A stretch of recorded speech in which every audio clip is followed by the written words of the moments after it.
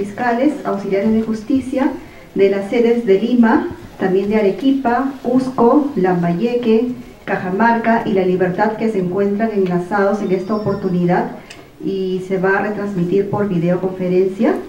En nombre del doctor Duberly Rodríguez, presidente del Consejo Directivo de la Academia de la Magistratura, les damos la más cordial bienvenida a la conferencia La Ley del Servicio Civil y sus implicancias en el derecho laboral público, que en esta oportunidad va a ser dictada por el doctor Juan Carlos Cortés Carcelén, presidente ejecutivo del Consejo Directivo de la Autoridad Nacional del Servicio Civil, Servir, ¿no?, que en esta oportunidad nos acompaña y con quien los voy a dejar a continuación. Pero antes de ello quería explicarles un poco que la metodología de esta conferencia es participativa, ¿no?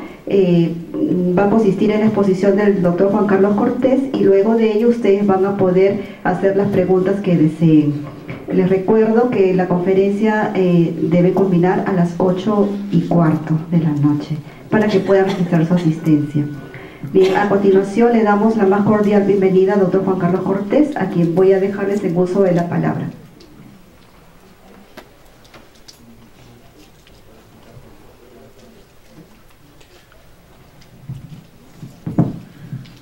Muy buenas noches a todas y todos. En primer lugar, agradecer la invitación a conversar con ustedes sobre la Ley de Servicio Civil y sus implicancias laborales. Vamos a hacer una exposición, digamos, me imagino que 30 minutos, 40 minutos, para luego proceder a conversar con ustedes aquellos temas que crean convenientes. Igualmente, un saludo a todas aquellas personas que están en las diversas sedes en el país. ¿Cuál es la lógica de esto? La lógica de esta conversación es presentarles algunos aspectos importantes que se ha considerado en la ley y en el reglamento del servicio civil, hacia dónde estamos caminando en cuanto a esto, qué significa la propia ley de servicio civil y adicionalmente cuáles son los efectos que va a tener, los principales efectos, porque como ustedes comprenderán, estamos hablando de una norma que ha sido reglamentada en 3 reglamentos y que esto va a tener como consecuencia además un desarrollo en directivas, cosa que se está haciendo en este momento. Como ustedes habrán podido ver en el Diario Oficial Peruano, estamos prepublicando todas las directivas vinculadas al desarrollo del reglamento y la ley del servicio civil. Hemos publicado hasta este momento 3 o 4 directivas y vamos a seguir en esta misma lógica con todas las directivas. Entonces vamos a empezar a conversar con algo que para nosotros es fundamental, y es colocar en su contexto qué es la ley de servicio civil, hacia dónde está apuntando. Y quizás la discusión mediática de esta norma ha sido principalmente enfocada en lo que es el régimen laboral del servicio civil, régimen que se aplicará a determinados grupos de trabajadores, como lo vamos a señalar posteriormente. Pero hay una reforma legal del servicio civil mirando algo que en el Estado peruano no miramos, y es una mirada de conjunto. Si bien es cierto, esta mirada que estamos haciendo no es global, porque aún lo que podríamos denominar las carreras especiales siguen su propia lógica, aunque se van asemejando en varios aspectos a lo que se quiere como orientación como país. Pero la mirada es una mirada, una mirada en conjunto. Es muy peculiar que no ha habido ocasión, digamos, desde que hemos estado discutiendo la ley de servicio civil, no ha habido oportunidad, no ha habido institución que diga: yo soy peculiar en el Estado peruano. Nosotros, lo que hacemos nosotros no lo hace nadie. Somos los únicos que hacemos esto. Por lo tanto, tenemos y somos algo especial.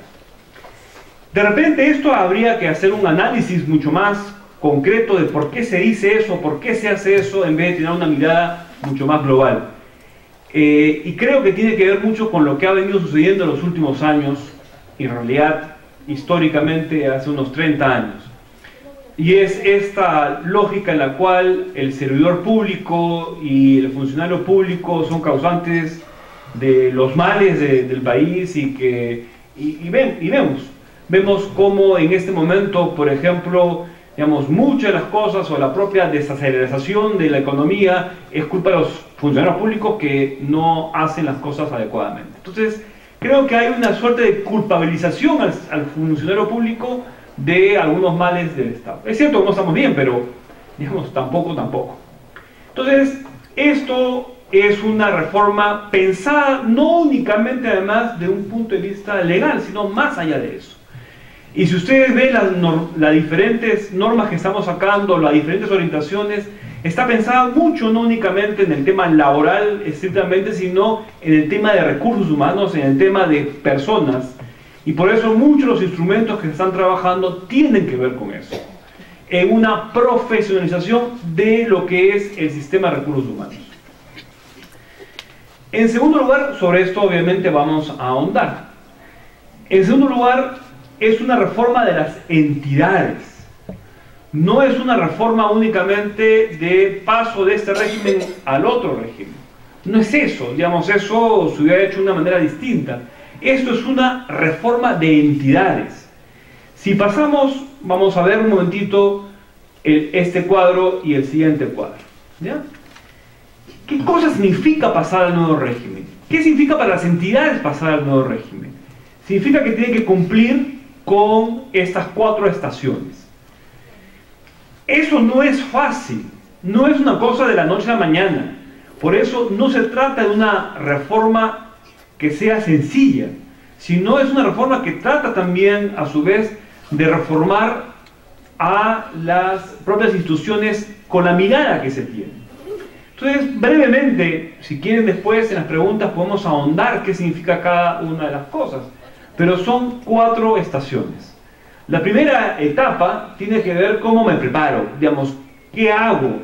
Y una de las cosas importantes acá es cómo conformo una comisión que tenga decisión para poder adoptar algunas decisiones, valga la redundancia, vinculadas a justamente el cambio y la modificación de instrumentos de gestión en el sistema de recursos humanos.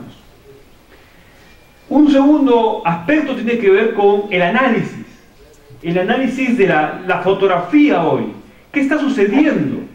Porque lo que ha venido sucediendo en el Estado peruano es que nos mentimos, nos automentimos. ¿Y cómo nos mentimos? Por ejemplo, tenemos, todas las instituciones públicas tienen un CAP, ¿no? Tienen un cuadro de asignación de personal.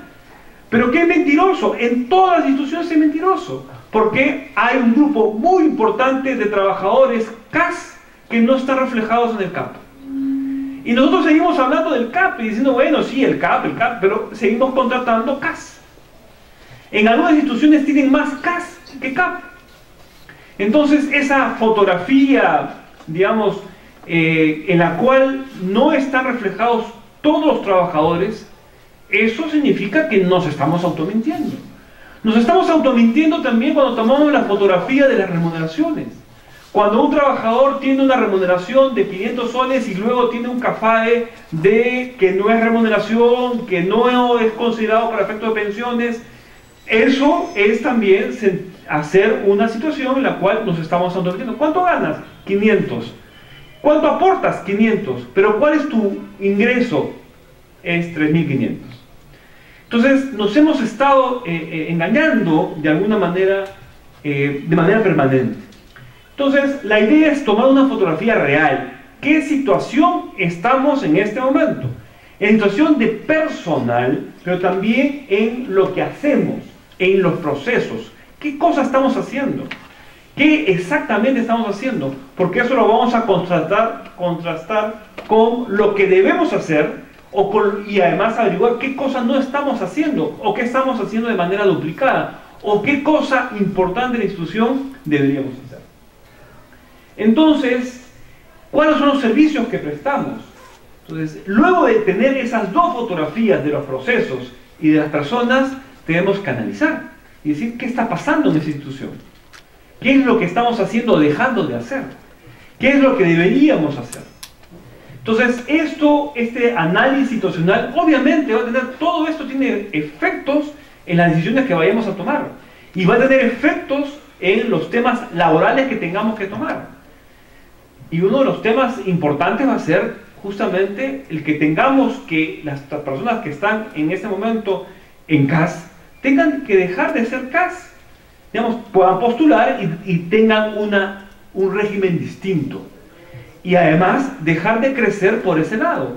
O dejar de crecer, como está sucediendo también en muchas instituciones, a través de locaciones y servicios. Y sabemos perfectamente quienes leemos el peruano, leemos las sentencias, y digamos, leemos las sentencias de casación y leemos las sentencias del Tribunal Constitucional o de los jueces en materia constitucional, en los que hay, o en las salas mixtas, o digamos, sobre acciones de amparo, vamos a ver que la gran mayoría de casos están referidos a casos del sector público, o que fueron locadores de servicios o servicios no personales, o que son personas que están como terceros en ese momento, o inclusive en una desnaturalización de los 728. Entonces, de toda la cantidad de resoluciones, más de la mitad tienen que ver con el sector público. Entonces, hay un problema, y es ese problema que analizan. En tercer lugar, la tercera etapa es la mejora interna. Tengo que implementar lo que he analizado, la fotografía, luego lo que he analizado tengo que convertirlo en mejora interna. Y eso significa, digamos, ajustar instrumentos de gestión, elaborar instrumentos de gestión, el realizar determinados instrumentos que vayan justamente a garantizar dos cosas: cambiar lo que tenga que cambiarse, y en segundo lugar, elaborar lo que tenga que elaborarse. Entonces, por ejemplo, acá una cosa importantísima, vamos a verlo en el otro cuadro, tiene que ver con los perfiles de puestos. Y vamos a ver las consecuencias importantísimas laborales que tienen los perfiles de puestos. Donde estamos acostumbrados, por ejemplo, para avanzar, estamos acostumbrados en el país en hacer una recolección de títulos. Y hemos vivido de la recolección de títulos. Entonces, es mejor aquel que tiene más títulos que el que tiene menos títulos. No importando el tema de sus competencias, no importando de su trayectoria, no importando cosas fundamentales como pueden ser sus habilidades. Entonces, es una mirada distinta como vamos a ver. Entonces, la tercera tiene que ver con la mejora, y la cuarta ya es la propia implementación ya del régimen laboral del servicio civil. Eso quiere decir los concursos. La posibilidad de abrir, con ya teniendo el cuadro de personal de la entidad, abrir de manera gradual o de manera estratégica cuáles son los puestos que comenzamos a concursar. Sobre eso podremos regresar posteriormente. Entonces, esta siguiente es la hoja de ruta, que es una expresión de lo anterior, ¿no? Como hemos señalado, son las 4 fases, las 4 etapas. La primera de preparación, la segunda de análisis situacional, la tercera de la mejora interna, y la cuarta de la implementación del nuevo régimen. Entonces, todo esto tiene efectos laborales, tiene efectos en las personas, sí, y en las instituciones, que es a lo que íbamos cuando decíamos en el punto 2, la reforma de las instituciones. Tercer lugar, la reforma de las oficinas de recursos humanos. Lamentablemente, la historia peruana nos ha dicho que las personas que están en las oficinas de recursos humanos no han sido debidamente valoradas en su labor. Es más, se les ha señalado simplemente que son, bueno, la oficina de recursos humanos es para los planilleros. Hacen planillas únicamente y nada más que planillas. Y justamente es lo que tiene que cambiar de una manera importante. Si preguntamos en la administración pública a cualquier entidad, o preguntamos en el sector privado a cualquier empresario, y le decimos cuál es el valor más importante de tu entidad o de tu empresa, y van a decir las personas. La respuesta siempre es así, las personas. Pero, sin embargo, la oficinas que se encargan de las personas son aquellas que han sido, en muchos casos, dejados de lado. Recién en la actividad privada comienzan a surgir, recién en la actividad pública comenzamos a darle una mayor fuerza. Y dejar de hacer únicamente planillas para comenzar a hacer todo el sistema de recursos humanos, donde tengan que ver temas de rendimiento, gestión de capacitación, donde tengan que ver temas vinculados a todo y cada uno de los aspectos que hay que ver en ese tema. Entonces, la reforma significa también la consolidación, como veremos, de las oficinas de recursos humanos. Y esta reforma tiene, o lo principal de la reforma, y no va a funcionar la reforma si es que no sucede esto, una generación de una nueva cultura. Una cultura interna distinta, una cultura interna en relación con los ciudadanos. Y esto creo que pasa por dos cosas fundamentales. Un enfoque de los servicios al ciudadano. Nuestra labor como servidores públicos, nuestra labor como funcionarios públicos, tiene que ver con el servicio, el objetivo, el resultado que logramos, que es que los ciudadanos sientan confianza de los servidores públicos y, en segundo lugar, que esos ciudadanos se sientan satisfechos. El gran problema que tenemos está alrededor de eso. Y lo sabemos, porque lo sentimos a través de los medios de comunicación, porque lo sentimos en el trato que tenemos, porque lo sentimos porque nos dicen determinado tipo de situaciones. Por ejemplo, en este enfoque, digamos, nosotros hemos hecho hacemos todos los años en realidad, ya por segundo o tercer año consecutivo, un concurso interno entre los gerentes públicos asignados a diferentes lugares para demuestren sus buenas prácticas, ¿no? Es un concurso de buenas prácticas que además ese concurso nos sirve de antesala para luego tratar de lograr algún tipo de mención en el concurso de buenas prácticas que hace Ciudadanos al Día. Entonces este concurso interno nos lleva a ver cómo las cosas están cambiando y cómo las cosas están cambiando en favor del ciudadano.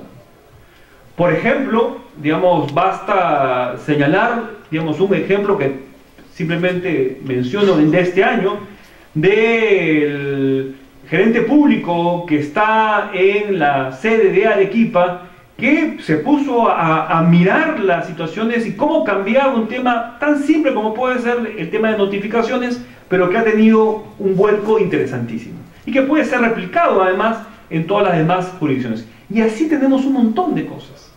Entonces, la idea es qué cosas buenas podemos replicar, qué cosas buenas estamos haciendo en este enfoque. Y la reforma es eso, pensar principalmente en el ciudadano. Y luego el Estado como empleador. El Estado no es un buen empleador, no ha sido históricamente un buen empleador. Y eso ha llevado a que tengamos las remuneraciones que tenemos y las desigualdades en el Estado. Es realmente sorprendente que en algunos sitios, algunos abogados, digamos, que hacen algo parecido a otros que hacen en otras instituciones, ganen el triple. No hay razón.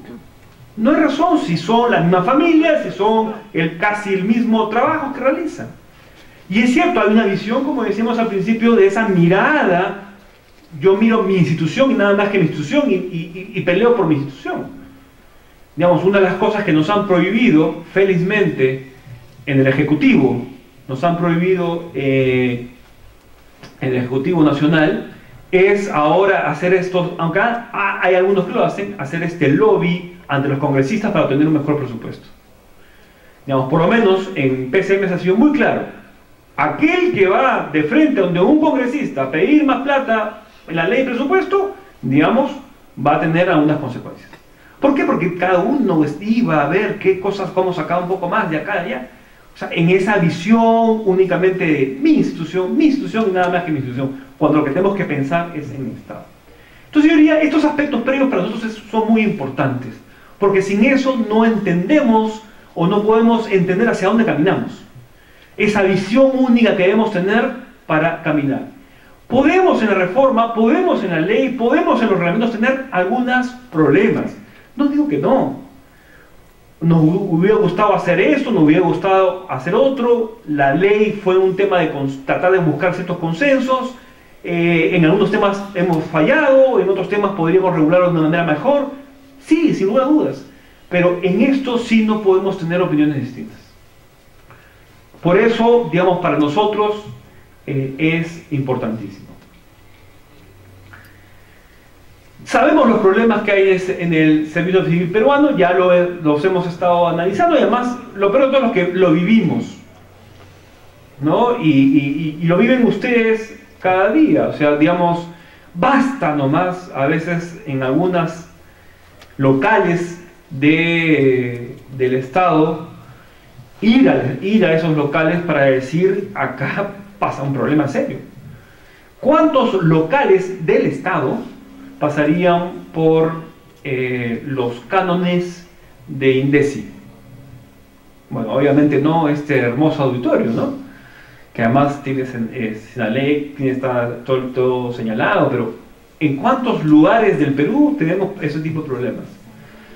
Entonces, demasiados regímenes, hay un desorden tremendo, distintos derechos y deberes, 3 regímenes distintos, diferentes regímenes disciplinarios, distintas remuneraciones, las connotaciones temporales como el CAS, la ausencia de una carrera pública, de poder crecer, y esta mirada tan miope o ciega de no tener servicio al ciudadano, ¿no? Como por ejemplo, digamos, el hecho de yo me preocupo de lo que hago y no lo que el proceso mismo. ¿Qué es lo que se quiere, no? Lo que se quiere es profesionalizar el servicio civil, se busca que el puesto esté ocupado por el servidor más idóneo y así contar con un servicio civil con servicio de calidad, terminar con el desorden y consolidar, como decíamos, el sistema de gestión de personas del Estado y sus actores clave. ¿Cuáles son esas características principales? Acá los pilares están pensados en 3 cosas, básicamente. Uno que tiene que ver con el mérito, concursos para el acceso, concursos y desempeño para la proyección. Esto, los efectos laborales son clarísimos. Igualdad de oportunidades, digamos, hay ciertos problemas en este momento para la capacitación, para el acceso y la proyección. Y sabemos perfectamente que en el Estado peruano hay problemas complicados en materia de capacitación, donde algunos sí pueden capacitarse, otros no pueden capacitarse, y no necesariamente ha habido igualdad. Quizás en algunas instituciones hay más equilibrio que en otras. Y la gestión de acuerdo a metas, ¿no? Permite mejorar la calidad de los servicios y una evaluación objetiva. Entonces, hacia eso queremos caminar. Es una reforma que pretende ser integral, armonizar a todos los que están dentro de esta reforma, tener una política remunerativa, cosa que no se tiene, el rol, como hemos señalado, de las oficinas de recursos humanos y la mejora de procesos internos, tal como se ha explicado hace un momento. Es gradual, no es posible hacerlo de la noche a la mañana, se necesitan un plazo, se ha establecido de 6 años, muchos nos han dicho mucho tiempo, bueno, digamos, en otros países se ha planteado 10, se ha planteado 15 años, lo que estamos tratando de hacer es esto de una manera más rápida. Ahora, tenemos que preocuparnos por todos además, porque de repente sí, trabajamos en el Poder Judicial, o trabajamos en Servir, o trabajamos en alguna entidad grande, pero nos olvidamos quizás de aquellos que están laborando en las municipalidades más pequeñas, que son los que están más complicados. Entonces, ¿cómo vamos a tratar de hacer las cosas para que ellos también puedan incorporarse dentro de la reforma? Una reforma voluntaria en lo que es en el régimen laboral, porque los trabajadores que están en 276 o 728 pueden decidir no concursar, no postular y permanecer en el régimen en el cual están.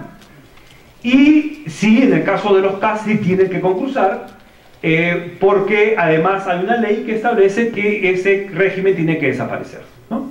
En algún momento, digamos, en este plazo tendrán que eliminarse. Los trabajadores que están en el CAS podrán postular y podrán establecer a un régimen como es el régimen del servicio civil. Es flexible, por lo que yo les mencionaba hace un momento, en cuanto a municipalidades pequeñas, y pretende no establecer las cosas tan cerradas que no podamos responder a la naturaleza de cada institución. Obviamente, ¿qué cosa nos queda a nosotros como servirnos? Nos queda regular, ser un ente rector. Ahora, que nos vamos a meter a las decisiones que toma cada institución en determinadas cosas, siempre que esté dentro de la ley, no, en absoluto, ¿no? Cada institución seguirá tomando sus decisiones, obviamente de acuerdo a ciertos parámetros, lineamientos que tiendan hacia esos valores y hacia esas reglas generales para todos, como puede ser el principio de igualdad. Esta es la estructura del servicio civil, y lo estamos comparando con el 276, ¿no? Tenemos en primer lugar los funcionarios públicos. Hay un listado de funcionarios públicos, esos ya están predeterminados, básicamente titulares de institución, ya sea OPE, ya sea municipalidad, ya sea de designación o de, digamos, de elección. Eso hay un listado. Luego están los directivos públicos, que vendrían a ser como los gerentes, los directores de las instituciones. Tienen un régimen especial, vinculado o muy vinculado a lo que son metas, a lo que son logros, resultados. Además tienen una situación en la cual son contratados por periodos determinados, digamos 3 años, programas de 3 años más y 3 años más en un mismo puesto, y luego tendrán que ir a ser directivos. Pueden ser trabajadores de carrera que suben a directivos públicos y luego pueden regresar a ser servidores de carrera. Eso es la lógica de los directivos públicos. Luego los servidores de carrera, que son los más, donde además se establece una lógica de progresión, como la explicaremos dentro de un momento. Los servidores de actividades complementarias, que son aquellos que realizan actividades de tipo complementario o que están vinculados a contrataciones temporales, debido, por ejemplo, a si vamos a hacer un proyecto especial que necesita contratar a determinadas personas por tanto tiempo.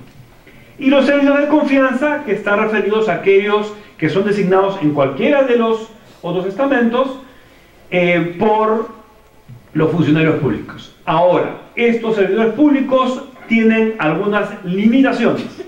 Primera limitación es un porcentaje, 5% en toda la institución, y en el caso de los directivos públicos, además de 5%, pueden ser hasta un porcentaje limitado para que no todos los directivos públicos sean de confianza. Adicionalmente, no es que puedan ganar lo que el funcionario público decida, sino en función del puesto. Si ese puesto vale 100, digamos, ese servidor de confianza ganará 100. No es que a mi amigo le voy a pagar más, ¿no? Ahora, no es mi amigo, o no necesariamente es mi amigo, sino aquella persona que cumpla con el perfil. No es que, oye, mira, tú has sido mi jefe de campaña, ahora vas a ser mi gerente. No, tiene que cumplir un perfil. Esa es la idea de esta lógica.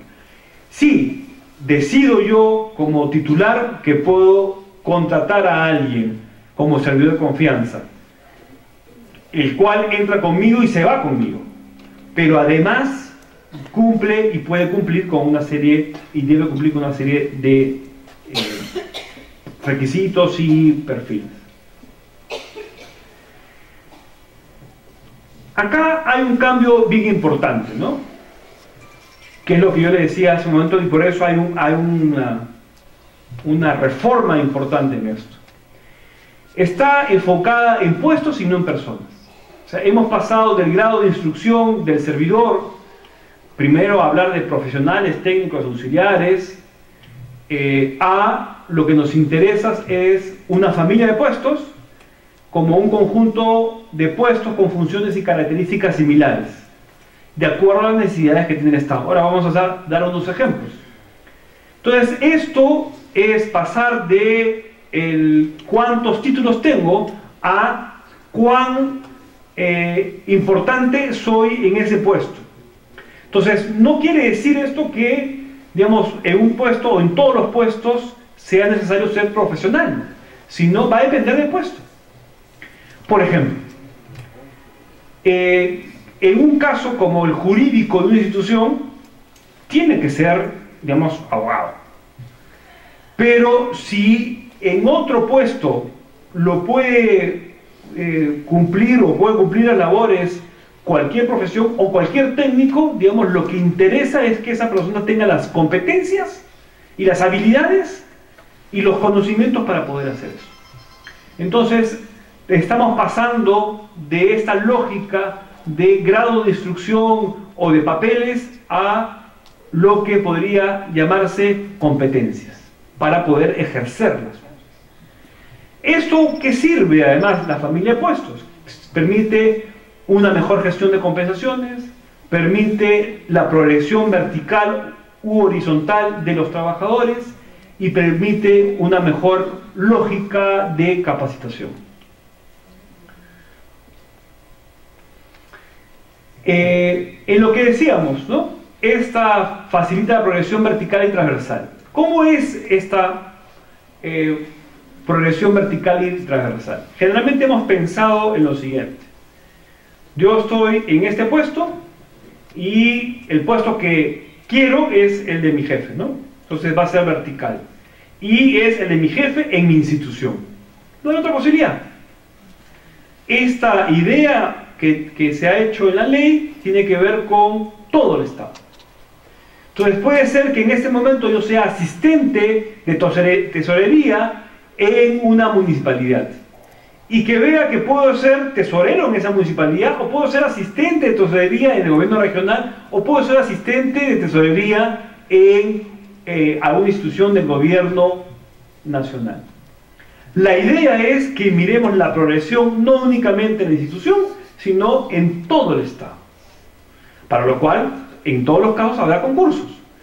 Pero eso me llevará a tomar decisiones mejores para capacitarme, mejores decisiones para desarrollar mis competencias y mejores decisiones para lograr mis objetivos. Mirando el Estado. Esa es la lógica que hay en la carrera. Esa es la lógica de la familia de puestos. Entonces yo voy a poder seguir en mi familia durante, digamos, toda la vida laboral que tenga en el Estado. Vamos a determinar, además, se determina en función de la valorización, digamos, eso en función de una serie de aspectos y condiciones que se han trabajado en el decreto que ha emitido el MEF. Va a facilitar la gestión de capacitación porque en realidad funciona en la profesionalización de lo que es la propia familia y cómo entre las familias pueden efectivamente ayudarse. Y para establecer los perfiles de puestos. Entonces, algunos ejemplos simplemente, ¿no? Y acá diferenciamos lo que son las familias de puestos de los roles de puestos. En la familia puede haber diferentes roles. Entonces, por ejemplo, en la familia de planeamiento y gestión del gasto, los roles que pueden haber son planeamiento, presupuesto, compras. En la gestión institucional, TI, almacén, control, recursos humanos, asesoramiento, resolución de controversias, legal, comunicaciones, la propia resolución de controversias.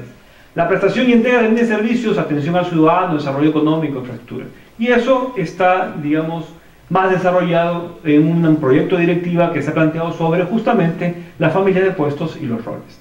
Entonces, digamos, vamos a pensar en función, a nivel del Estado, en función de estas familias. Aparentemente es medio complicado, no, en realidad es cómo me voy desarrollando yo en el propio Estado. Capacitación, la gestión de la capacitación. Una de las cosas que también ha sucedido en el país, en términos generales, en lo que es el sector privado y el sector público, es que se ha dejado de invertir en capacitación. O no hay una inversión en capacitación en términos generales. No todos tienen una escuela, no todos están en una situación de poder capacitarse. La mayoría de servidores públicos lo que hace es, digamos, hace su ahorro y luego va a una universidad a capacitarse. Y a veces con resultados bastante complicados, porque de alguna manera esta situación ha llevado a que a veces la calidad de la capacitación sea más complicada. Por ejemplo, ustedes habrán participado en algún evento o en alguna capacitación sábados y domingos, ¿no? Donde si el profesor llega, comienza a las 8, pero llega a las 9, bueno, un poquito mejor. O yo llego porque a las 9 porque tengo temas familiares. Y si debe acabar a las 6 y acaba a las 4, también mejor. Entonces, nos hemos acostumbrado y estamos acostumbrándonos principalmente a darle mayor importancia al cartón que a la propia lógica que edifica el aprendizaje. Y en muchos casos, principalmente pagados. Digamos, estoy pagando un cartón en realidad más que el propio aprendizaje. Entonces, la idea es cómo el Estado comienza a cambiar las cosas en una gestión de la capacitación. Ya en este momento, con algunas situaciones bastante claras, hemos hecho dos cosas, ¿no? Uno que es el PDP, que es ese plan de desarrollo de personas, y por otro lado, el tema de lo que es los diagnósticos de conocimientos. Por ejemplo, en el último diagnóstico de conocimientos que hemos hecho sobre inversión pública, los resultados son medio complicados. Son medio complicados porque, hecho a nivel nacional, hay ciertos ámbitos en los cuales eso no está funcionando. Y necesitamos, digamos, entrar con mucha fuerza como Estado a poder levantar la calidad y poder levantar la calidad de la capacitación y el propio desarrollo de las personas.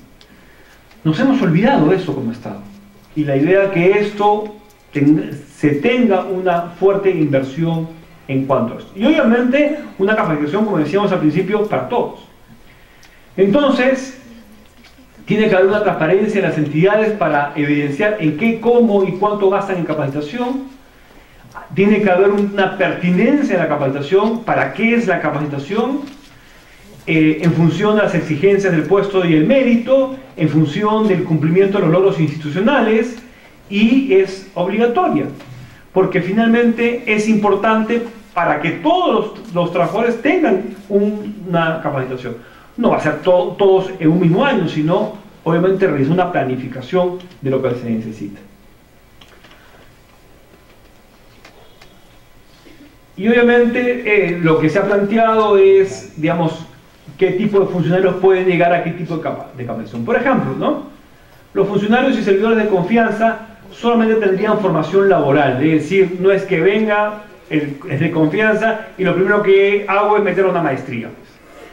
Eso no es un tema que vaya al principio de igualdad, sino a dónde tienen que pensarse las maestrías o un determinado tipo de formación, básicamente en lo que se refiere a los servidores de carrera, ¿no? Inclusive en aquellos directivos que no sean de confianza, podrá hacerse formación laboral y excepcionalmente a un tipo de maestría, como se está haciendo con, digamos, luego tendrán que venir a trabajar al Estado, ¿no? Uno de los temas más criticados y que tiene que ver con también un efecto en el tema laboral es la evaluación por desempeño. Entonces, lo primero que se ha dicho de la evaluación por desempeño es esto sirve para despedir. Y en realidad no.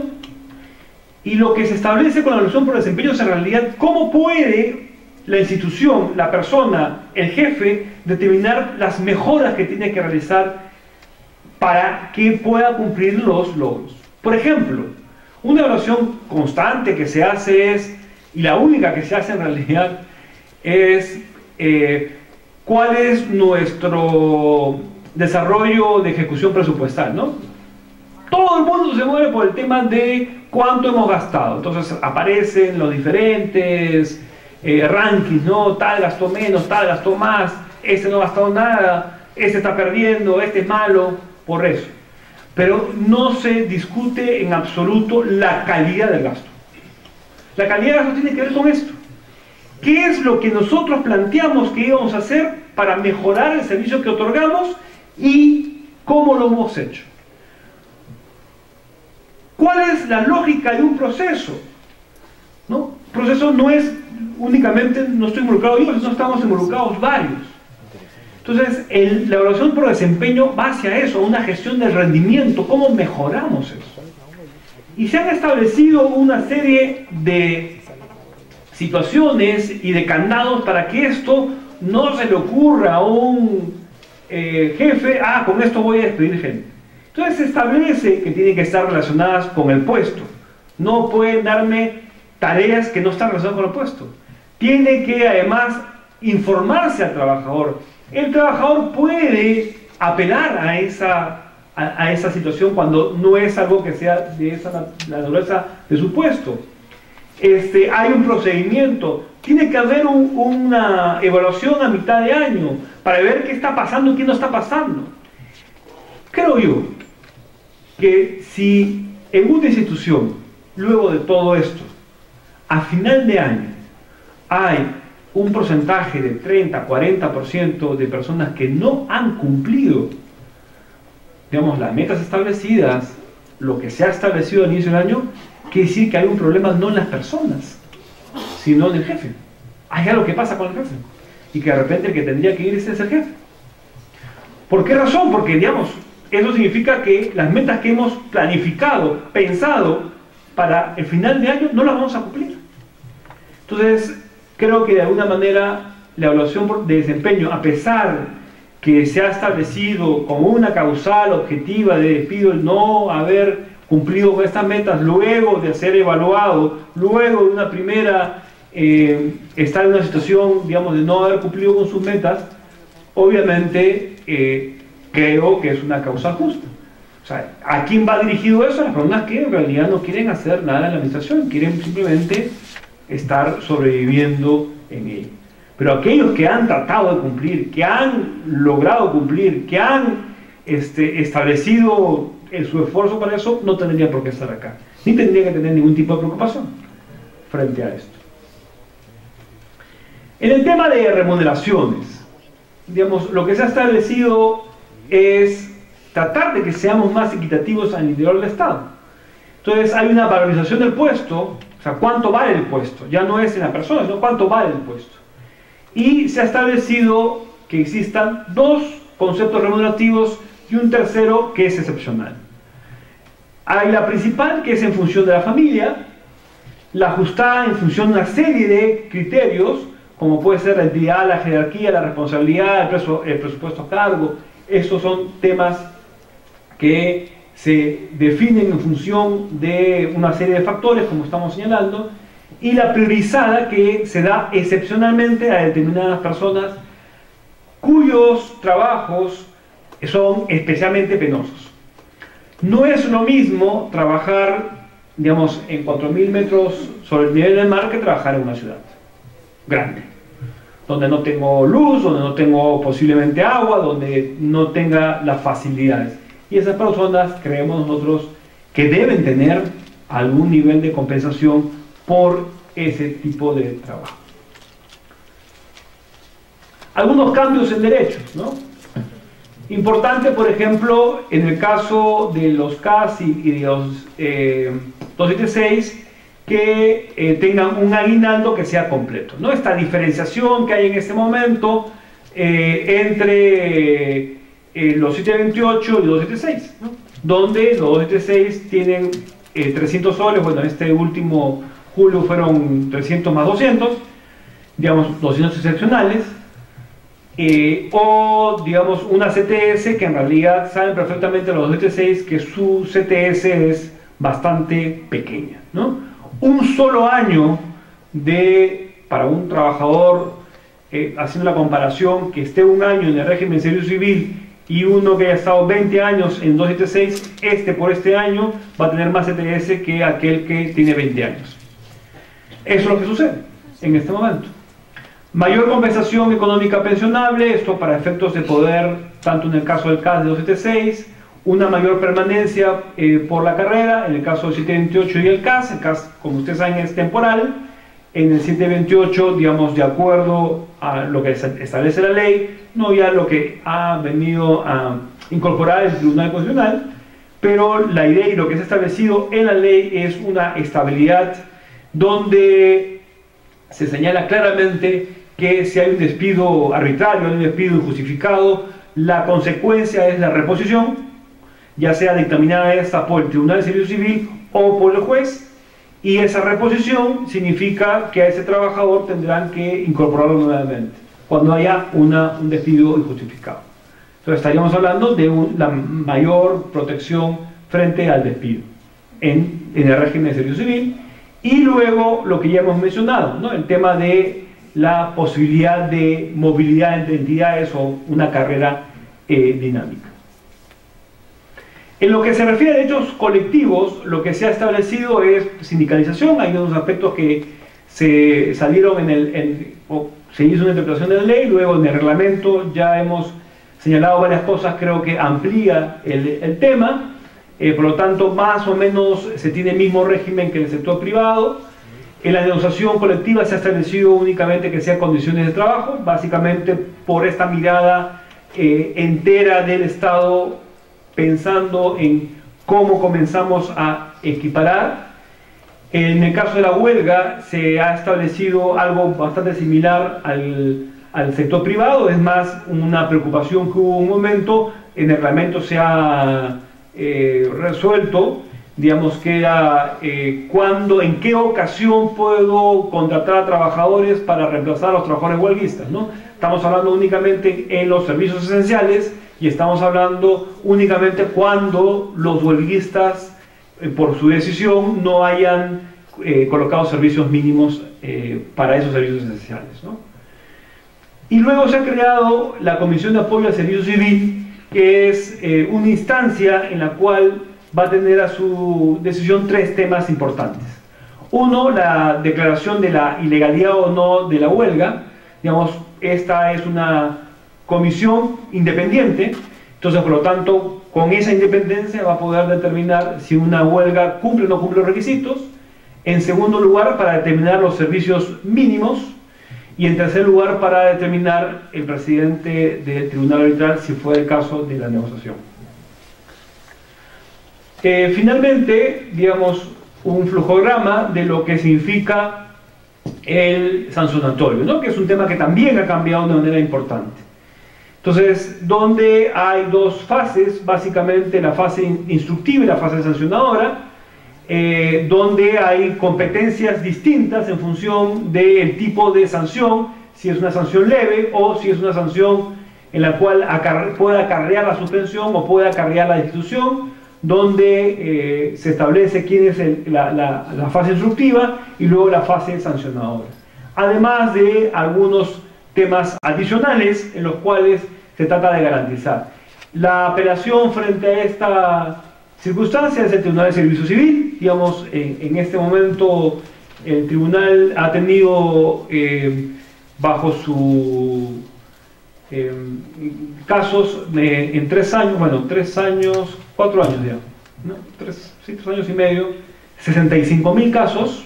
Estamos hablando de las 2 salas del tribunal, 65.000 casos, y están resueltos 62.000 más o menos. O sea, estamos con un déficit de 3.500 casos en este momento, que estamos poquito a poquito resolviéndolos para estar tas con tas, si se puede, el próximo año, ¿no? Obviamente, con un mayor presupuesto podríamos tener esto resuelto, pero tenemos aún un nivel de problema. Y este es el programa del servicio del tema del disciplinario, ¿no? Fase instructiva, los recursos administrativos, que es un tema, digamos, nuevo y obviamente que se podrá discutir. Bueno, esto era lo que yo quería exponerles brevemente para poder proceder a una conversación con ustedes sobre aquellos aspectos que ustedes tengan a bien plantear.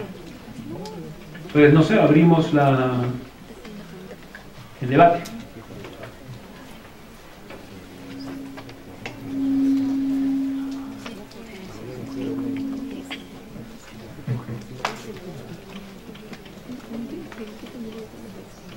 Todo está muy claro, todo está muy confuso. Sí, por favor.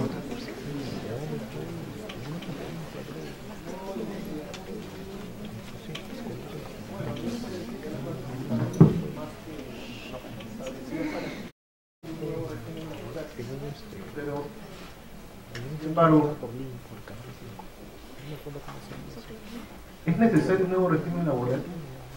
¿O solamente se requiere, ¿no?, como de opinión, potenciar los otros regímenes laborales existentes y de alguna manera establecer ciertas pautas o lineamientos de estandarización y control en los regímenes laborales que existen?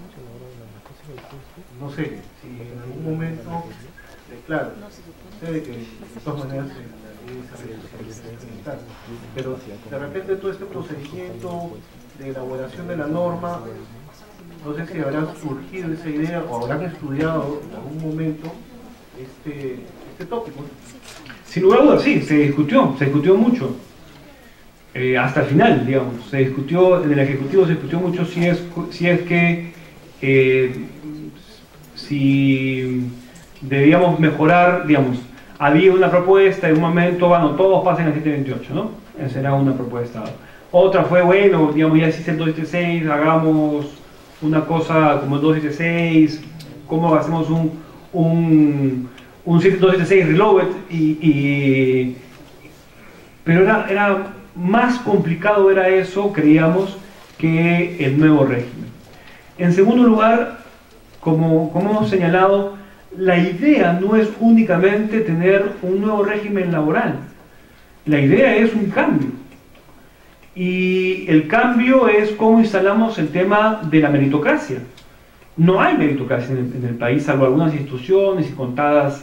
Entonces, ¿cómo hacemos que ciertas bases concretas, meritocracia, capacitación y la posibilidad de una carrera general, podamos hacerla? No veíamos que sobre la base de lo que existía en este momento pudiera funcionar. Si vemos números únicamente de los 600.000 que están alrededor de lo que no son carrera, tenemos cifras bastante complicadas. Tenemos más o menos unos 80.000, 90.000 que están en 728. Y acuérdense los 728 cómo nacieron. Nacieron en los años 90 como las islas de modernidad que supuestamente iban a jalar a las otras y nunca las jalaron. En segundo lugar, tenemos más o menos los restantes, mitad 276 y mitad CAS.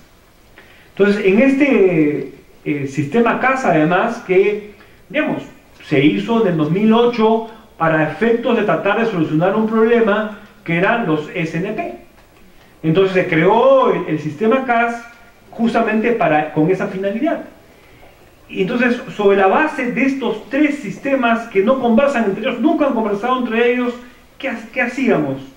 O potenciábamos uno, porque no podíamos seguir potenciando el CAS, y teníamos problemas con ambos, porque el 728 está pensado para actividad privada, no para actividad pública, donde el 728 no genera una carrera, no existe una carrera en el 728, y el 276, donde hay problemas de otra naturaleza, era hacer una cosa nueva en la cual comenzáramos a tomar de estos lo mejor y pensar en una cosa, digamos, que podría generar algo distinto. Muchos nos han criticado, por ejemplo, en el tema del concurso. Han dicho, ¿por qué un concurso? ¿Por qué un concurso? Bueno, el concurso tiene una finalidad y es cómo de donde estamos en este momento, porque nuestro punto de partida no es un buen punto de partida. Y si nos vemos en el espejo, vamos a determinar eso. No estamos en un buen punto de partida. Tenemos que mejorar mucho. Y tenemos que plantear otras cosas distintas. ¿Cuándo se ha discutido el tema de competencias, por ejemplo, y de perfiles de puestos con competencias? No hemos discutido eso. Estamos comenzando a discutirlo. Entonces, por eso pensamos, cuando se elaboró esto, y luego de pensar mucho, de discutir mucho, que era necesario, en lo que se refiere al régimen laboral, hacer uno nuevo. Pero fíjense que no está únicamente pensado en el régimen laboral, está pensado en el cambio de las instituciones y finalmente en el cambio del propio sistema de recursos humanos. Entonces, esa ha sido la razón por la cual se tomó la decisión que se tomó, ¿no? Y quizás, digamos, el gasto político hubiera sido menor si es que hubiéramos dicho, bueno, ya cambiamos algunas cosas y se acabó el tema. Pero hubiéramos comenzado a cambiar las instituciones, no lo sé. Creo que no. Creo que no. Sí.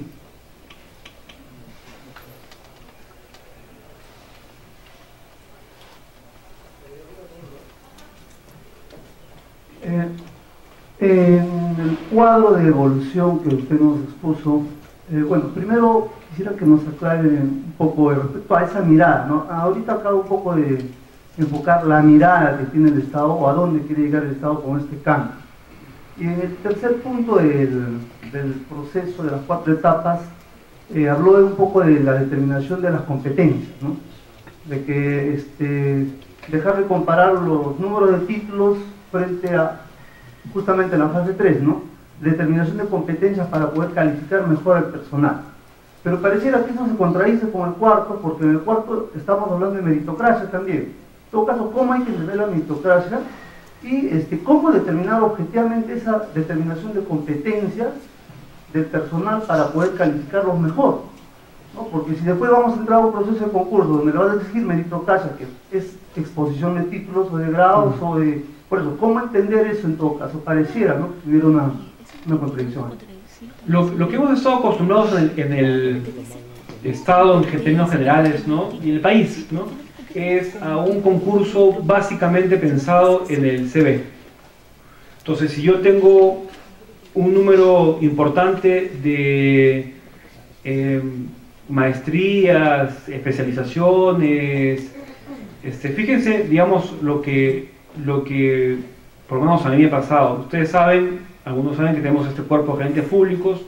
Salgo hoy día y mañana, en la mañana sigo entrevistando, digamos, la última faceta de todo el proceso de selección de los gerentes públicos que tenemos para este nuevo grupo, y donde además se toman diferentes aspectos, ¿no? Digamos, lo que se llama las competencias, el desarrollo de habilidades y al final la entrevista, luego de una selección de varias cosas, la entrevista entre el consejo colectivo, que está enfocada básicamente en el tema de la experiencia.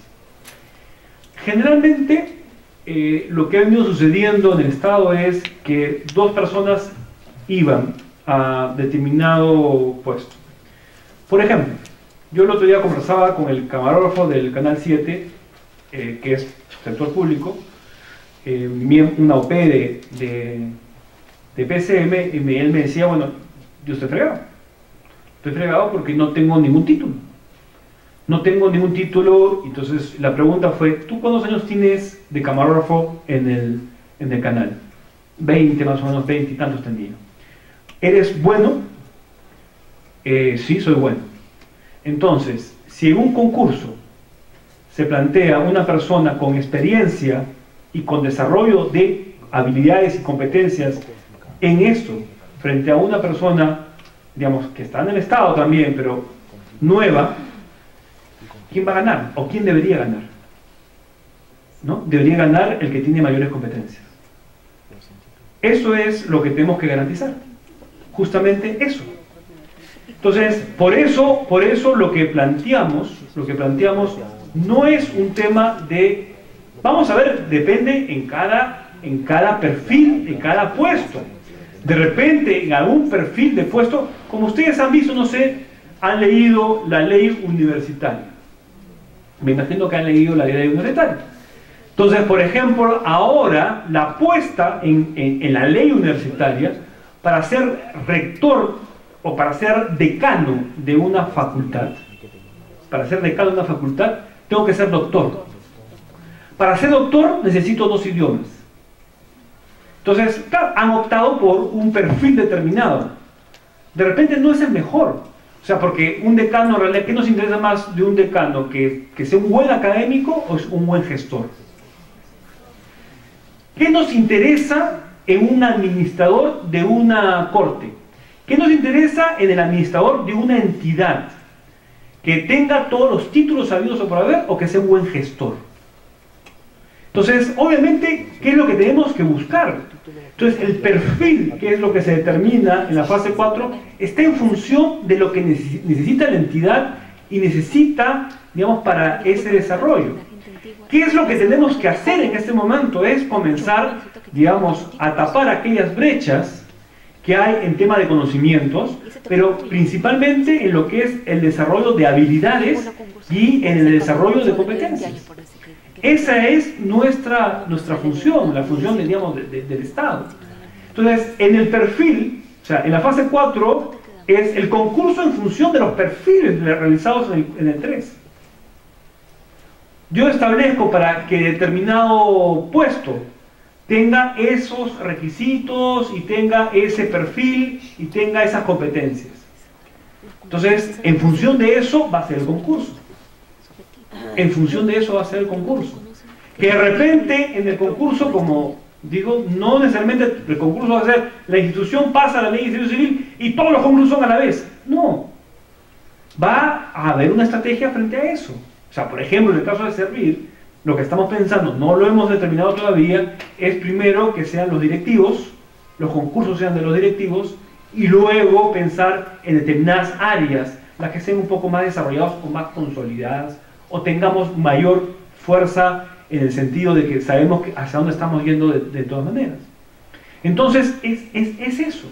El concurso está amarrado, muy amarrado al tema del perfil.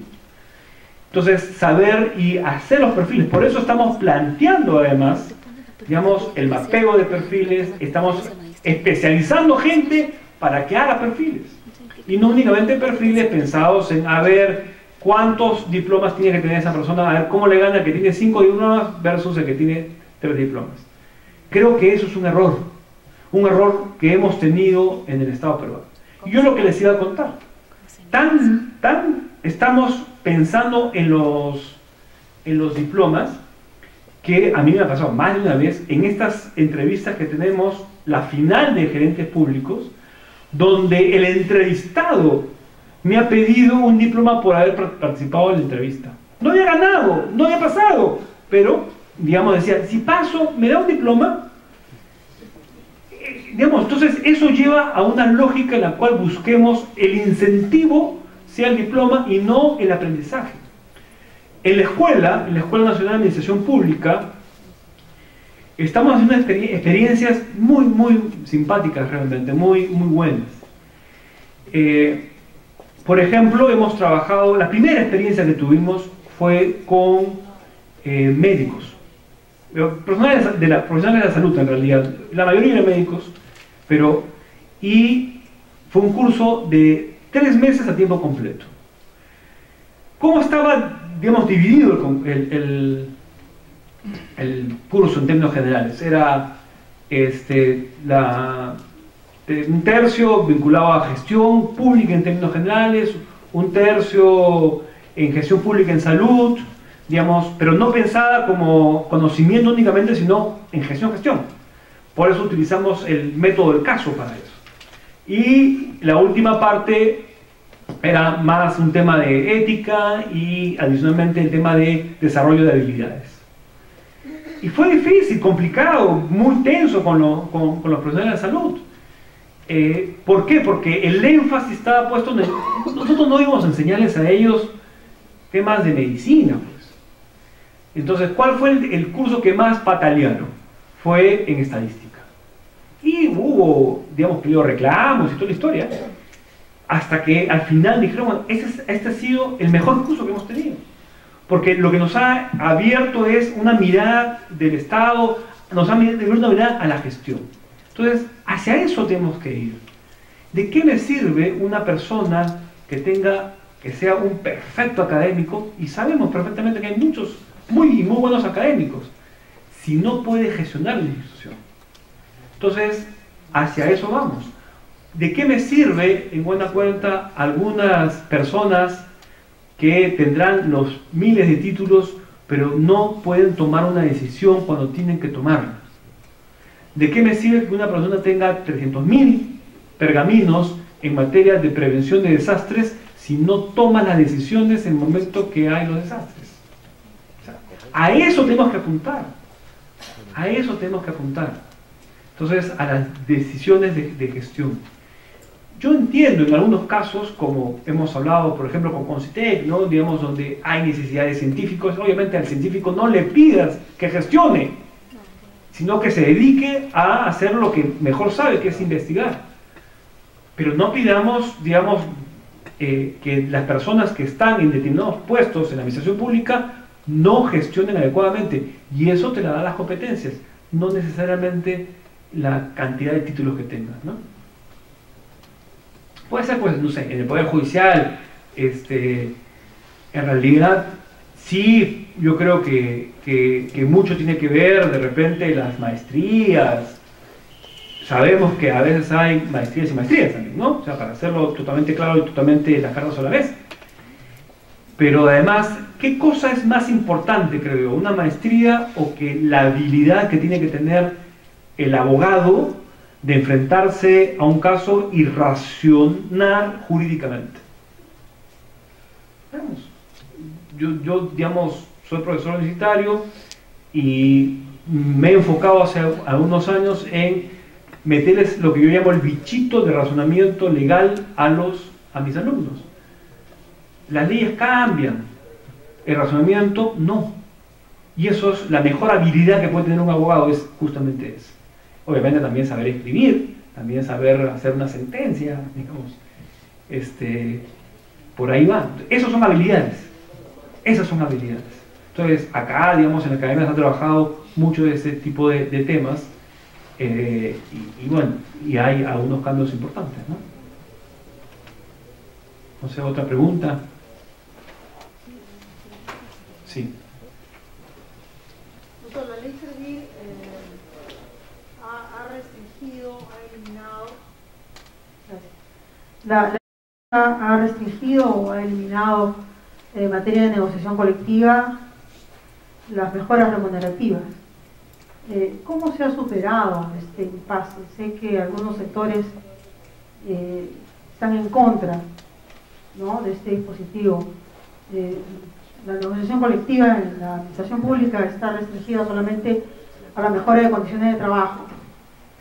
Sabemos que hay entidades del sector público que tienen ingresos propios, recursos propios, donde tal vez se hubiera podido conseguir una mejora remunerativa. Sabemos que los convenios colectivos son anuales, no tienen una vigencia permanente.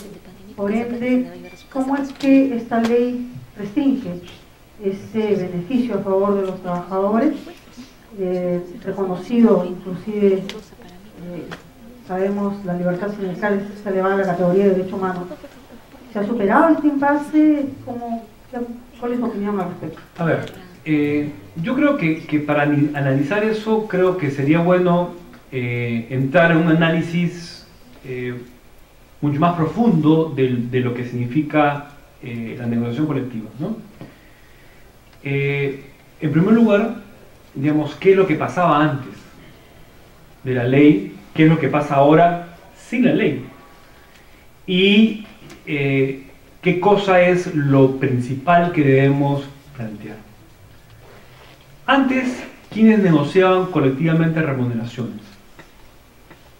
Y digamos, si no hubiera la ley hubiera no dicho esto, digamos, tendría la ley de presupuesto, ¿no?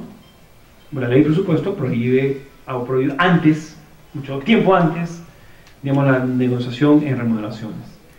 Pero además, como usted bien ha señalado, quienes negociaban principalmente remuneraciones y a través de arbitrajes eran los que tenían recursos propios, ¿cierto?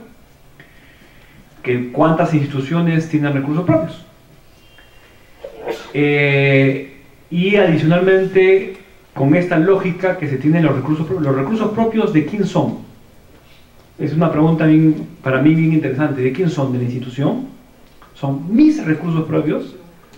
¿O son recursos propios del Estado peruano? ¿No? Entonces, claro, yo hago lo que me da la gana con los recursos propios que tengo, porque tengo la posibilidad de cobrar. Pero otra institución que no cobra porque su naturaleza es otra, ahí sí, no cobras y por lo tanto no negocias y por lo tanto no tienes aumento salarial. A eso es lo que yo me refería con la visión del Estado en general. Y entonces algunos sí podían tener aumentos y otros no. En segundo lugar, la negociación colectiva que se daba en los gobiernos municipales. ¿Cuántos de aumentos se daban? O sea, digamos, 100 soles, 50 soles, 10 soles mensuales. Eso era importante. Digamos, es importante. ¿Es esa negociación colectiva la que queremos? ¿Eso es lo que llamamos, vamos caminando hacia un tema distinto? Me da la impresión de que lo que sucedía no era bueno. Yo no quiero decir con esto que no, la negociación colectiva, no, porque además, digamos, yo hablo en este momento como funcionario y no como mi trayectoria, sino digo, bueno, ¿qué cosa queremos?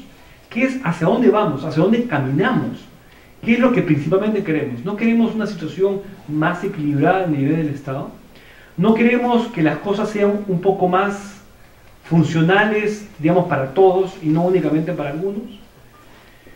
Esta pelea permanente, y la tienen en este momento, de cada institución pelea por su presupuesto para remuneraciones, y si tiene la suerte de que el ministro sea cercano o que tenga un grupo de congresistas que lo pueda ayudar, estoy feliz. Pero si no lo tengo, y miremos los salarios que hay. Entonces, ¿qué es lo que nos ha llevado esta lógica? Entonces, la idea en este tema ha sido en cómo comenzamos a pensar como Estado.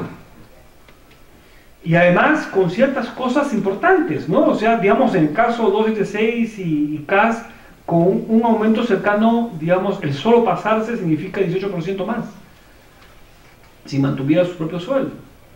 Obviamente, digamos, como lo que está sucediendo en el país, está viendo, digamos, un incremento. Lo que se gasta ahora, hoy día, en sueldos, a nivel del Estado, digamos, ha crecido bastante.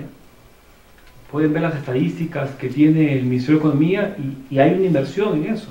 Y obviamente lo que tenemos que pensar es en eso. Ahora, con servicios mejores, obviamente eso va a tener como consecuencia una mirada distinta de lo que sucede en las remuneraciones en el Estado. Entonces, ¿qué es lo que queremos? Ese es en buena cuenta. O sea, ¿qué es? Porque además en el tema de negociación colectiva no hay una posición zanjada entre los propios sindicatos. Hay quienes quieren mantener la última propuesta que han hecho las tres centrales del sector público ante el Congreso ha sido de una sola negociación a nivel de todo el Estado. Ese es el proyecto de ley que hay en la Comisión de Trabajo. Mientras que en el caso de algunos sectores dicen, no, queremos negociar cada institución por su lado. Entonces, miremos el tema, digamos, en el pasado y en el futuro de una manera, digamos, creo que más profunda, ¿no? ¿Qué es lo que exactamente queremos? ¿Queremos por quererlo o queremos un cambio fundamental? Que es lo que a mí personalmente me preocupa, ¿no? Si es que vamos a lograr y debemos enfocarnos de repente en algunas cosas.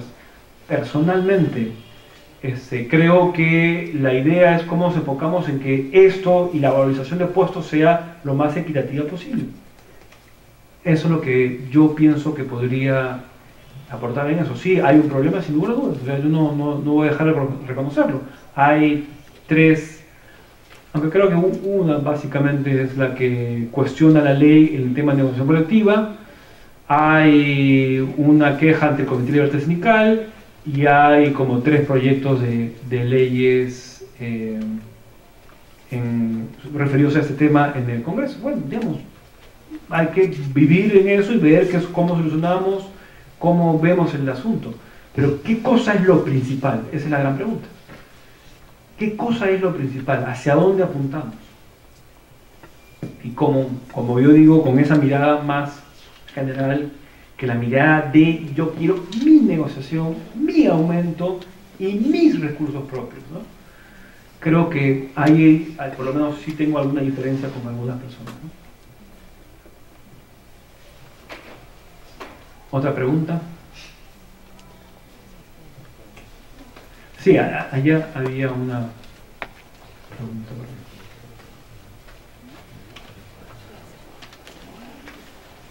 Doctor Casteller, por favor, si usted pudiera explicarnos un poco respecto a lo que es la vigencia de la ley de la 30.057. Lo que pasa es que en la novena disposición complementaria y final de la ley, bueno, al menos yo lo entiendo de esa forma. En un primer momento se dijo que iban a entrar en vigencia de esta ley todos los dispositivos referidos a principios, a la organización del servicio civil y los referidos a los derechos colectivos. En un segundo momento, entiendo que esta novena disposición nos decía que iban a ingresar también, a tener vigencia, ¿no? Lo respecto a la capacitación y evaluación de desempeño, ¿no? Entre otros. Y luego nos dice en un tercer momento que las disposiciones, las demás disposiciones, ¿no?, de la ley entrarán en vigencia al día siguiente de la publicación de los 3 reglamentos. Por dispositivos referidos a principios, servicio civil y los referidos a los derechos colectivos. En un segundo momento, entiendo que esta novena disposición decía que iban a ingresar también, a tener vigencia, ¿no? Lo respecto a la capacitación y evaluación de desempeño, ¿no? Entre otros. Y luego, las demás disposiciones de la civil y los referidos a los derechos colectivos. Quería que hagan la diferencia, como se hace en el reglamento, de lo que se dice el libro 1 y el libro 2. El libro 1 tiene que ver con todo lo que es el sistema de recursos humanos. Entonces, todo el tema de capacitación, el tema vinculado a derechos colectivos, el tema vinculado a evaluación por rendimiento o evaluación por desempeño, todo ese libro 1 es para todas las instituciones habidas y por haber, para todo el país. ¿Por qué? Porque son cosas generales que tienen que ver con el quehacer del sistema administrativo. El segundo capítulo, el libro 2, tiene que ver con propiamente el régimen laboral del servicio civil. Eso va a ser aplicable únicamente a los trabajadores que estén sujetos al régimen del servicio civil, cuando empiecen a pasar. Ahora, esa última disposición que se señala es básicamente lo que se ha querido decir ahí es, por si acaso, no piensen en acumular derechos del 276 y colocarlos pues en el régimen del servicio civil, sino se hace un corte y antes era 276, ahora es régimen del servicio civil y te riges únicamente por eso.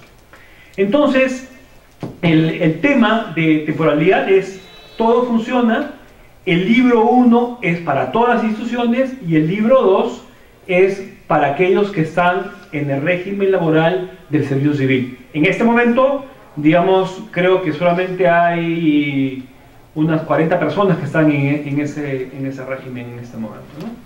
Que son, digamos, ministros y luego secretarios generales y, digamos, hay un grupo que está pasando ahora que son los jefes de OPs, ¿no? Los 80 más o menos que hay. ¿Sí? ¿Está claro el asunto? ¿Otra pregunta? Todavía tenemos que seguir hablando media hora.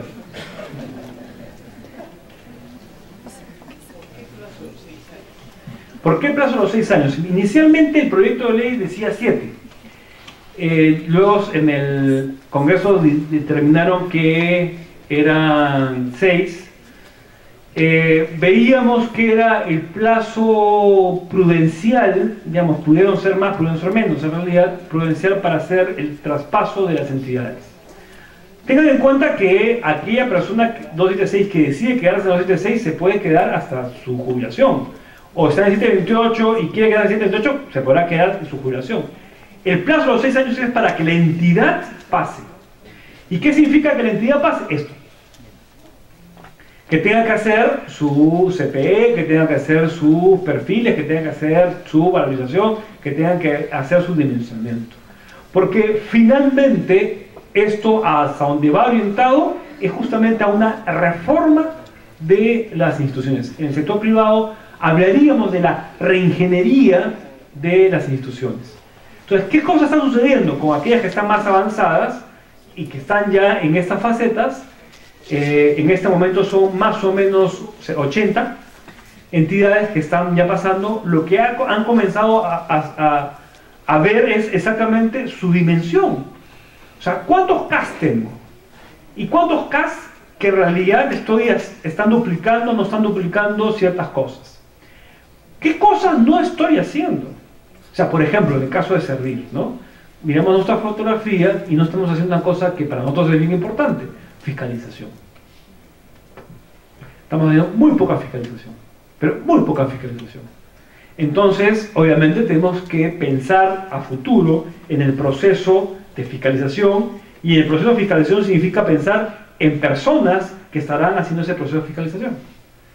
Y así sucesivamente, digamos, cada institución tiene que ver esta mirada, ¿no? Hay algunas que ya lo han hecho.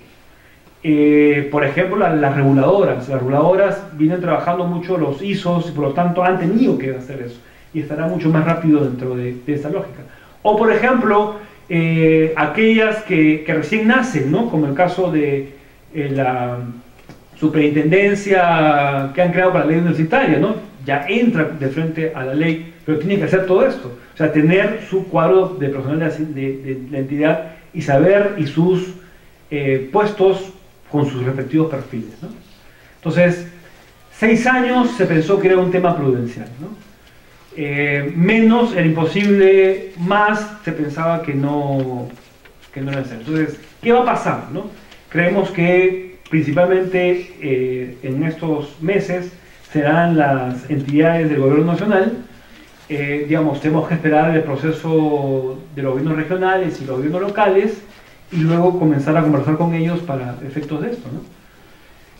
Además, digamos, donde es en algunos puntos un poquito más complicado, ¿no? Esa fue la razón de los 6 años, ¿no? ¿Qué otra pregunta? Sí, ahí.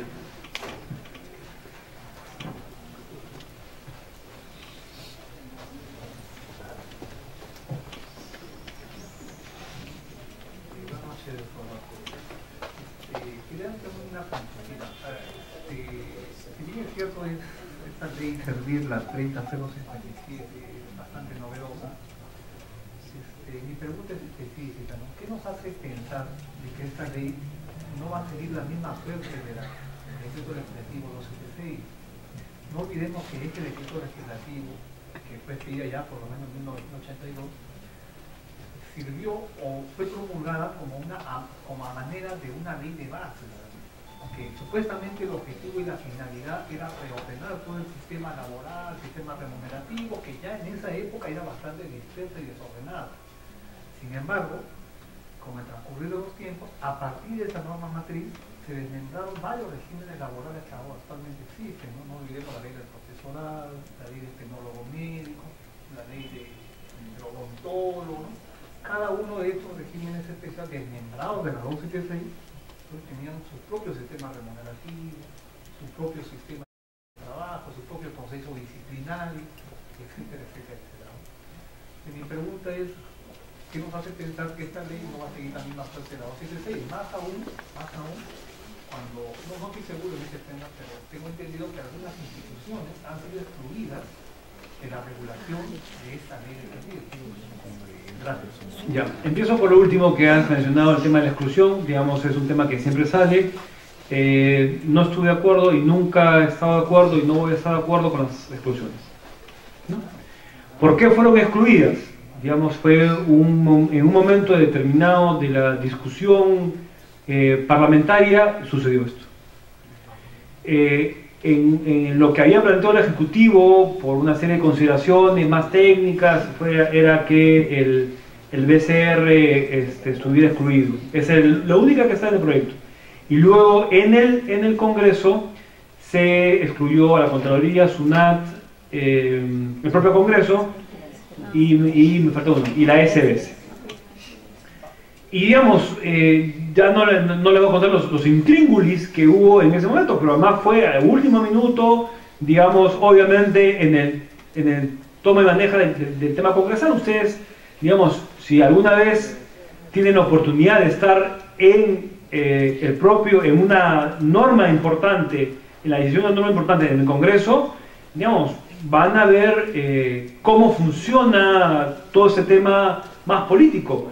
Para bien o para mal, o sea, digamos, suceden estas cosas. ¿Que estoy contento con eso? No estoy contento.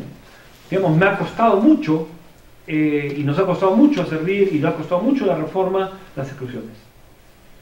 digamos, eso ha llevado, por ejemplo, que en el Poder Judicial se plantee un proyecto de ley al respecto, que adicionalmente se haya planteado eso, ahora la última es la de SUNARP, digamos, y que se preste, digamos, la situación a un manejo más de tipo político, no de visión de país, sino un político, digamos, muy chato, diríamos, ¿no? Entonces, yo sí no estoy de acuerdo y he manifestado eso desde el principio de lo que yo creo es una mirada del país y de todos los trabajadores públicos de una misma mirada. Eso es lo que yo creo que debe ser. Es cierto, no todos van a ganar igual, no todos van a tener, o sea, no creo que todos deban ganar igual además, o sea, hay diferencias importantes en varias cosas, como decíamos en la propia ley, aquellos que trabajan en situaciones más complicadas tienen que ganar una bonificación distinta, aquellos que tienen mayor responsabilidad tienen que ganar distinto. No es lo mismo ser el administrador, el OGA de un ministerio grande, digamos, que maneje, no sé, pues, 500, 600 millones o 1000 millones de soles, con un ministerio más pequeño que gane, que digamos, que maneje 30 millones. No es lo mismo. El tema de responsabilidades, el tema de las decisiones, digamos, no que el proceso es el mismo, no, el proceso no es el mismo. Yo hoy día hablaba con un gerente público que ha vuelto a postular, digamos, ya era, y es logístico, y maneja en una empresa pública, maneja 800 millones de soles, ¿verdad? Maneja 600 procesos al año. Digamos, obviamente es una persona que debería tener un reconocimiento distinto, ¿no? Y eso es, digamos, principio jurídico fundamental. Iguales son iguales y los desiguales son desiguales, ¿no? Y hay que tratarlos así. Luego, ¿qué garantiza? Bueno, en realidad hay un montón de riesgos y siempre lo sabido, como hay en toda reforma, riesgos, altos, bajos, y hay riesgos. Si de repente esta norma tiene algunos sinsabores en algún momento y comienza a perder, bueno, lo que va a perder es el país, creo yo. Tenemos una única oportunidad donde se aliaron una serie de planetas. O sea, las otras reformas que se han querido hacer, estas reformas se han querido hacer hace años. Se ha querido hacer, acuérdense ustedes, a veces nos olvidamos, después de 276 hubo un intento en los años 90, digamos, con una lógica de adelgazamiento del aparato público, cosa que acá no existe. Nos plantearon algunas cosas, ¿por qué no comenzamos a comprar renuncias? De ninguna manera, opuesto totalmente a eso, porque si no volvemos a algo que hemos vivido y que aprendimos, ¿no? Espero que hayamos aprendido lo que significó los 90 en sacar una serie de gente que, buena o mala, digamos, lo que llevó fue a una serie de un país mucho más informal. Entonces eso no podemos repetirlo. No podemos repetir en varios problemas. Se quiso hacer en los 90 dos veces. Se quiso hacer en 2004, 2003, 2004 también y nunca funcionó. En esta oportunidad, digamos, uno de los promotores de esta reforma ha sido el propio Ministerio de Economía, cosa que no pasó en otras oportunidades. Hay un respaldo en este momento y se compró el pleito y ha avanzado el propio presidente de la República. Dijo, bueno, ya, costo político, pues, ya, lo asumo. ¿Y ha tenido un costo político esto? Por supuesto que ha tenido un costo político, pero lo ha hecho. Y adicionalmente, digamos, una situación especial del país también. Entonces, eso nos ha llevado a que estemos caminando a ese momento. En el momento que comienza a funcionar esto, digamos, y comencemos a ver un mejor servicio, creo que eso lo va a hacer indetenible, ¿no? Y obviamente, eso es un tema de los propios servidores públicos. Si no hay ese cambio de cultura, digamos, hemos hecho la ley por las puras, la verdad.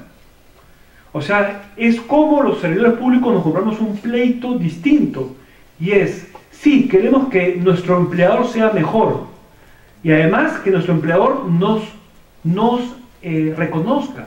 O Porque lo que, digamos, por lo menos desde que estoy en Servir, lo que yo he encontrado es que a muchos trabajadores, todo este 6 y 38 acá, relegados, y sobre todo los 6, relegados. Personas con muchas capacidades, pero que no han tenido capacitación, no han tenido la oportunidad de brillar, no han tenido la oportunidad. Bueno, esto es, creo yo, y por eso el concurso, y por eso muchas personas que me decían, pero que yo no soy profesional. Bueno, no importa si no soy profesional, pero conoce las cosas. No que he estudiado, me he capacitado, pero sigo donde estoy. Bueno, este es el momento. Es la oportunidad. Es más, es la oportunidad como país. ¿Hay posibilidad de fracasar? Sin lugar a dudas. Hay posibilidad de fracasar. ¿Pero eso es lo que queremos? ¿Queremos regresar a lo anterior? ¿Queremos volver a lo que, como estábamos, o lo actual? Lo actual, ¿cómo estamos? ¿Nos gusta? Digamos, si nos gusta, bueno, lo siento, pero creo que estamos mal, ¿no? Entonces, necesitamos un servicio público distinto. Y eso somos nosotros, ¿no? O sea, es nuestra responsabilidad, no es la responsabilidad de Servir, del gobierno, sino de cada uno de nosotros. Y lo digo siempre, que es importante si es que queremos en realidad mejorar como país, si queremos para nuestros hijos algo mejor, es esto. Reiterando lo último, ¿no? ¿Puede fracasar? Sí, puede fracasar.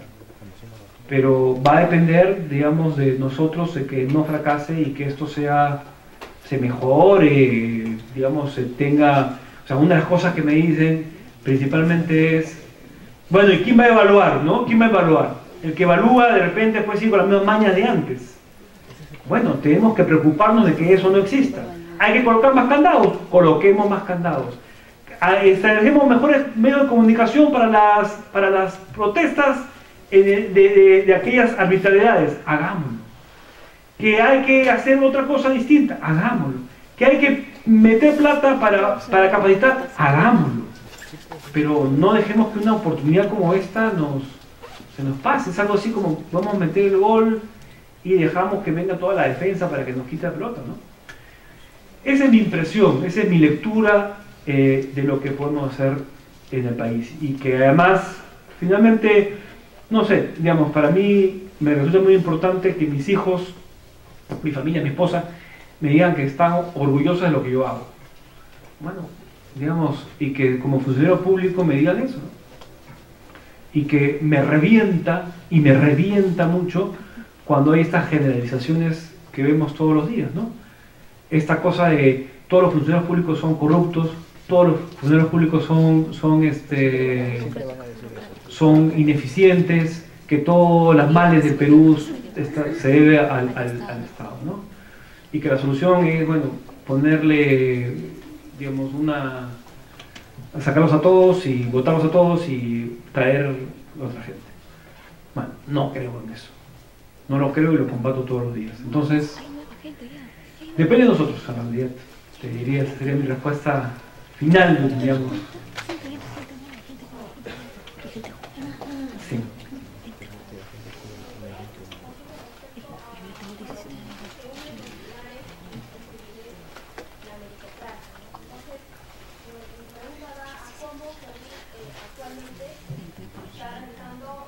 Procesos de fiscalización respecto a las entidades que actualmente el Servir está cumpliendo su labor fiscalizadora, porque generalmente se está dando la situación de que hay procesos de selección que son para personas determinadas.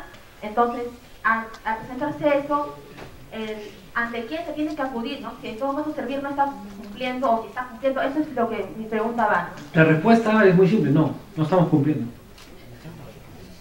Es muy simple, o sea, digamos, obviamente estamos viendo cómo cumplir. No es que me he sentado de brazos, o sea, a ver qué va a pasar, no, sino estamos armando, en este momento estamos armando el modelo de lo que sería la fiscalización. Que además es una fiscalización que además hemos investigado y no lo encontramos en muchas partes del mundo, donde el propio Estado fiscaliza al Estado. Y tampoco hay un tercero que fiscalice al Estado. Por eso hemos, por ejemplo, en algunos temas, tratado de llevarlo a que los independientes o grupos independientes sean los que comiencen a tratar de fiscalizar algunos temas. Luego, estamos viendo este modelo Y luego sí estamos recibiendo nos están entrando así además masivamente diversas temas vinculados sobre todo a temas de selección, y tratamos de hacer lo posible, de hablar con la entidad, de mandarle comunicaciones, de presionarla por todos los lados. Pero si tú me dices, ¿está hoy cumpliendo? No, no me siento satisfecho para nada de lo que estamos haciendo en este momento, y sí me sentiré satisfecho posteriormente cuando acabemos todo lo que tenemos que hacer. Y además hay un tema de empoderamiento también del propio servir, porque significa que comencemos efectivamente a tener un poco más de fuerza, si quiere, moral, para poder decirle a alguien, oye, esta selección estuvo mal. Sí lo vamos a tener con la ley en ciertos aspectos, por ejemplo en la selección. Sí lo vamos a tener en el tema de la evaluación por desempeño. Ahí sí hay ciertas ya garantías establecidas. Entonces, por ejemplo, ¿no? Nosotros todo lo probamos, ¿no? Todo lo hemos ido probando. En el caso de servir, y en el caso de los gerentes públicos, podemos equivocarnos en la selección de repente en algunos casos, pero el proceso es un proceso sumamente limpio y muy interesante, porque postulan 5.000 personas y logran ingresar, digamos, 30, 40 personas, cosa que no me gusta tampoco, ¿eh? Digamos, no es que lead, que selección, me encantaría que fueran bastantes. El tema es que tenemos que trabajar muy bien la propia, cómo presionamos inclusive a los jefes. O sea, por ejemplo, en el caso de servir, yo tengo una sola persona a la cual yo puedo nombrar yo directamente solito. Una, nada más que una, que es mi asesora. Una. Y hay otra persona que tiene la misma circunstancia, que es el gerente general con respecto a su asesora. ¿Al gerente general lo puedo nombrar yo solito? No, no puedo. Hay un concurso. ¿A los gerentes los puedo nombrar yo? No, no puedo. Los nombra el consejo directivo luego de una selección pública. ¿A los miembros del Tribunal de Servicio Civil los nombro yo? No, los nombra después de una selección pública. Es más, en la última selección, como conocía a varios de ellos, ni siquiera participé yo. El consejo directivo me puso las actas, al final la firmé, pero una sola entrevista, nada, no me dieron nada. Entonces, eso lo que ha significado es mucho más fuerza. Y en el caso de por ejemplo, el Tribunal de Servicio Civil, totalmente, pero totalmente independiente. He recibido llamadas, sin lugar a dudas, que me dicen, bueno, oye, mira, tengo tal caso, podría ser. Nada. Nada. Así, absolutamente. Entonces, como una cultura de la institución, porque eso es lo que se está tratando de hacer, es una cultura de la institución tan fuerte que si viene, digamos, otra persona, tenga las mismas manos amarradas como las tengo yo. Entonces, eso es lo que tenemos que hacer. Es, digamos, no digo que, digamos, lo que estamos diciendo el 5% puedan nombrarlos, sí, pues, pero que nombres a las personas idóneas, que podamos comenzar a generar una cultura distinta. Eso es lo que estamos tratando. Yo preferiría mil veces poner y que pongamos mucho esfuerzo en la prevención antes de la gran fiscalización. No quisiera ser un gran fiscalizador del sector público. Sí me interesaría, por ejemplo, y nos estamos preocupando algo todavía no suficiente, en el tema de seguridad y salud en el trabajo, ¿no? Estamos realmente complicados. Vamos a ciertos locales y, digamos, vayan a ciertos locales en el Poder Judicial y es complicado. Yo el otro día estaba hablando con un secretario de juzgado, tuve que hacer una manifestación como testigo en un caso y me estaban tomando la manifestación, ¿no? Y digamos, yo dije, pucha, ojalá que no haya un temblor acá, porque no salimos, ¿no? O sea, además el ascensor, mejor no me suba al ascensor, me dijeron, mejor no suba, vaya por las escaleras, 5º piso. Entonces, eso es una preocupación del Estado, y nos hemos olvidado años de años en esa historia. Con la recatafila de expedientes, dije, salgo corriendo acá, digamos, no salgo, mejor me quedo acá, ya rezo un poco simplemente. Entonces, son preocupaciones que tenemos que ver. Ahora, ¿podemos cambiarlo todo de la noche a la mañana? No, pues. No es posible. ¿Hay cambios? Sí. Yo les contaba esto de la corte de Arequipa, de la corte del Callao, donde se están haciendo cambios importantes. Y eso es... Y gente que son gerentes públicos y gente que no son gerentes públicos, ¿sabes? O sea, he conocido cosas realmente impresionantes que se hacen en el país, ¿no? Y cosas nuevas que están pensando, cómo llegar a la población, cosas simples algunas de ellas, ¿no? Yo recuerdo una que a mí siempre me gustó, que lo criticaron mucho, al Reniec. Reniec compró lanchas. Entonces dicen, ¿qué hace Reniec comprando lanchas, no? Pero la cosa fue fenomenal. Las lanchas eran para llevar la posibilidad que las poblaciones amazónicas pudieran tener DNI. Bienvenida a la compra de lanchas, ¿no? Y ahora fíjense, digamos, lo que ha anunciado el propio presidente, ¿no? De este barco que hay que pasa por el río N, ahora es tener más que servicios vayan a la población. Ese es otro mundo, digamos, ¿no? Cuando empezamos a empezar en el servicio. O sea, imagínense, a mí me encantaría, digamos, abogado, litigante en cierto momento de mi vida, profesor de la academia, que la gente dijera las cosas más buenas del Poder Judicial, ¿no? Me encantaría, le digo sinceramente, y conozco muchos jueces que realmente mis respetos, ¿no? Como conozco también algunos jueces que no me gustaría, ¿no? Y tenemos que luchar por eso, ¿no? Esa es mi filosofía, digamos. Todavía nos vamos a 8:15, no vamos a terminar. ¿Ah? ¿Sí? Bueno, entonces damos por terminado.